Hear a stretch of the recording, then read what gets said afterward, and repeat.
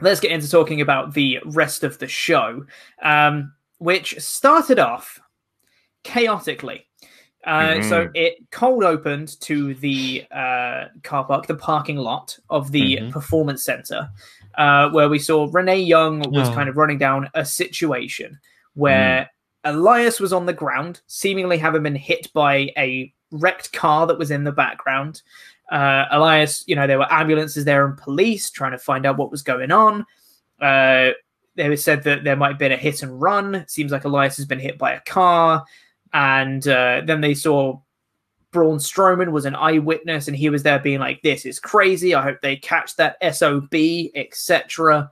And then they were saying that it might have been someone who was drunk that did it.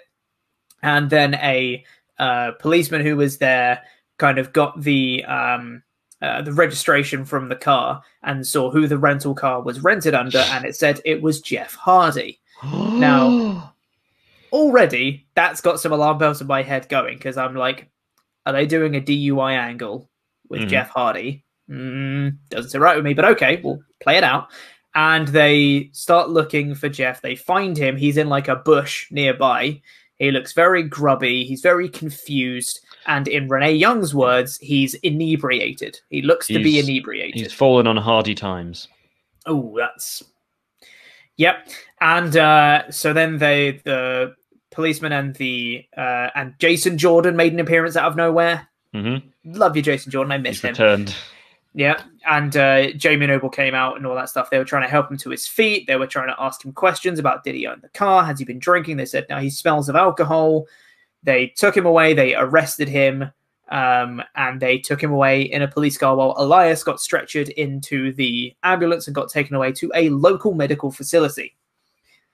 So I have some mixed feelings about this segment. Oh, he's such a social justice warrior, Pete. I know. Everyone's going to call me a snowflake, but I just didn't like this segment that much. Like, I understand. If people enjoyed it, I get it.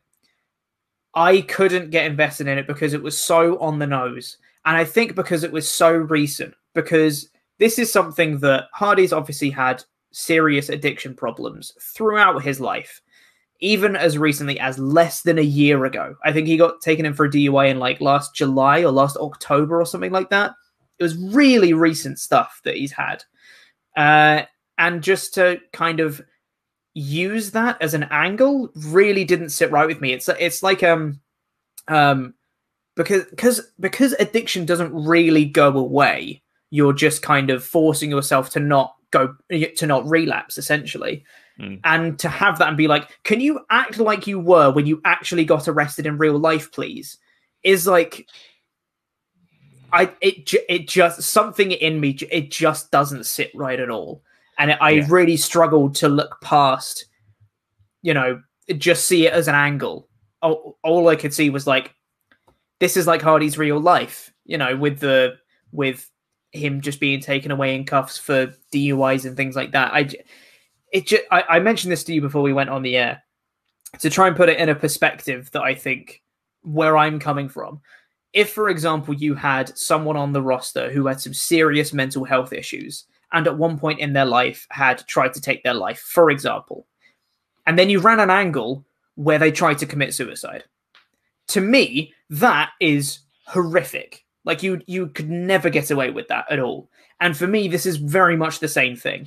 This is someone who's had some very real-life trauma and very real-life experiences, and they've just exploited that and tried to replicate it in a real sense, in an angle, to try and further a story, which to me was really bad. And I know by the end of the show, well, not by the end of the show, by the WWE.com breaking news after the show, that he wasn't actually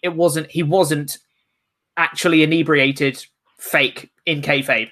God, what are words. In kayfabe, he wasn't actually inebriated. We know that by the WWE.com exclusive by the end of the show. But just this segment, it really threw me off. I did. Something inside me didn't like it. Yeah, I do get what you're saying. A sort of counter argument I would say is like, look, it is a real story. They are trying to make a story on SmackDown. And yeah, it might not be in the best taste, but at least they're going with something. They're running with something. I know, like, Jeff will have signed off on it. I know it might have just been because he's like, okay, yeah, whatever, that's fine. But yeah, he will have signed off on it. He'd been okay with it.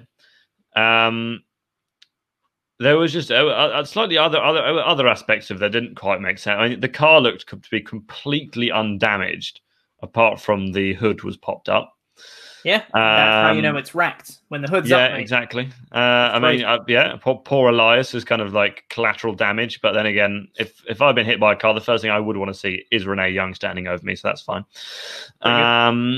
But yeah, it was an unexpected way to open SmackDown as well. It is they are trying something new as well, and that's why, while it may not have been in the best taste, I'm not going to be too hard or too down on this segment, because it was something that when the show started, I was like, oh, what's this?